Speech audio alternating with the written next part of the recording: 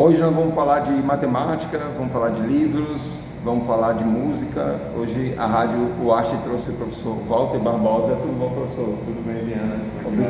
Obrigado por você participar aqui da Rádio UASH. É um prazer estar contribuindo aqui com o nosso projeto, tá?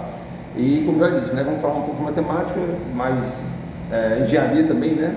Vamos falar um pouco de engenharia, já que o professor Walter é engenheiro, formado pela Universidade Federal de Pernambuco, mestrado e doutorado também pela mesma instituição, não é isso? E Walter Barbosa é nosso colega aqui, professor da UASH de matemática. Vamos falar também um pouco sobre livros, vamos buscar alguns livros, tá? Num segundo momento. E no terceiro momento falar um pouco de música, saber um pouco do gosto musical do professor Walter, a gente conversar um pouco, trocar um pouco de conhecimento, um pouco de ideia sobre música. A Rádio UASH está no ar mais uma vez e trago aqui o professor Walter Barbosa. Vamos conversar um pouco sobre as suas pesquisas no mestrado e doutorado, professor Walter. Bom, Viana, primeiramente obrigado pelo convite, por estar participando aqui mais uma vez da Rádio UASH. Então, no mestrado, eu fiz um mestrado em engenharia biomédica e trabalhei com uma solução chamada tomografia por impedância elétrica. Então, isso seria uma técnica para a geração de imagens do corpo humano. E o que é interessante é que essa técnica ela usaria correntes elétricas, então aplica-se correntes elétricas de baixa intensidade, né, porque senão a gente poderia estar matando o paciente. Então a gente aplica correntes elétricas de baixa intensidade no paciente, mede-se o potencial elétrico em função como resposta dessa corrente elétrica, e com essas informações a gente é capaz de gerar uma imagem do corpo humano. Então seria uma técnica alternativa às técnicas de imagem que a gente já tem no comércio, como ultrassom, ressonância magnética, tomografia e entre outros. Então a ideia seria que a gente tivesse um equipamento de baixo custo comparado com as outras técnicas e ao mesmo tempo que não emitisse radiações ionizantes. E aí até permitindo o uso desse equipamento no monitoramento em tempo real do paciente. Você está gerando imagem em tempo real, somente usando aí no acompanhamento de pacientes de UTI. Qual foi o departamento que você fez no mestrado? O departamento de engenharia biomédica. Na UFPE, em Recife. Em Recife. Certo. O professor Walter é nascido na cidade de Recife, né? Isso. E cresceu na cidade de Jaboticabal. Está em Brasília. Certo. Está com o tempo em Serra Talhada? Uns 5 anos mais ou menos. Eu entrei na UASH em 2020. Aí eu vim morar aqui, foi no tempo da pandemia, né? No tempo do ensino remoto. Aí eu vim morar aqui em 2021. Porque minha esposa é daqui, então eu vim um pouco antes das voltas às aulas presenciais. Então acho que voltou lá em 2022, né? No início de 2022. Mas desde o início, lá para março de 2021 eu já estava aqui. Ótimo. Bom, aí o doutorado Aí eu pulei para engenharia mecânica. Engenharia mecânica, você falou que eu pulei para engenharia mecânica porque não tinha doutorado em engenharia biomédica, acredito que até hoje não temos o doutorado em engenharia biomédica na UFPE. E sempre com o intuito aí de estar trabalhando com soluções para a área de saúde. Aí dessa vez eu pulei para a área do câncer de mama, trabalhando com uma técnica também interessante, alternativa às técnicas tradicionais, que é chamada termografia de mama.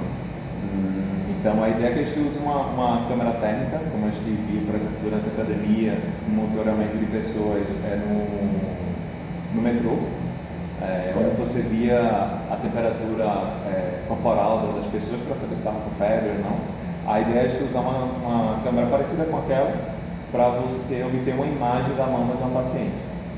E a gente usar essa imagem, para você identificar se essa paciente está com câncer de mama ou não. Você vai fazer essa distinção se essa paciente tem alguma lesão maligna ou não. Um grau de... Isso. E aí a ideia central, como é que uma imagem dessa pode distinguir, né? Então a ideia é assim, a gente tem uma distribuição de temperatura superficial, né, da mama. E o que acontece é que quando você tem um câncer em desenvolvimento, o câncer é um tecido que gosta muito de energia.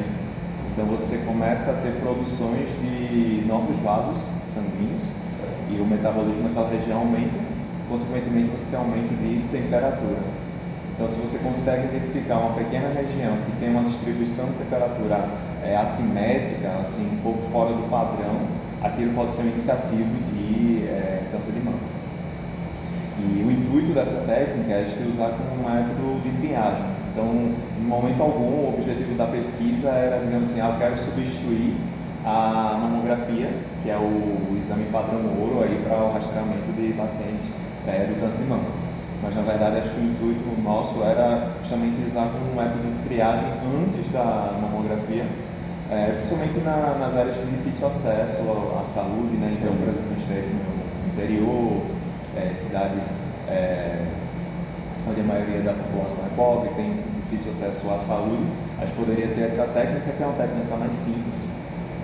Mais uma vez, não envolve radiações ionizantes, então basicamente, entre aspas, tirava uma foto da paciente, né? Enquanto que a mamografia a gente usa raio-x, então tem toda uma preocupação, por isso que a indicação de mamografia é que a gente não realiza o exame com certa frequência, né? Então a gente faz uma vez a cada ano, uma vez a cada 2 anos. Já a tomografia era mais simples, era basicamente uma foto, várias fotos, e aí a gente consegue, de uma maneira, um rastreamento, separar aquelas pacientes que estão bem daquelas que poderia ter alguma lesão.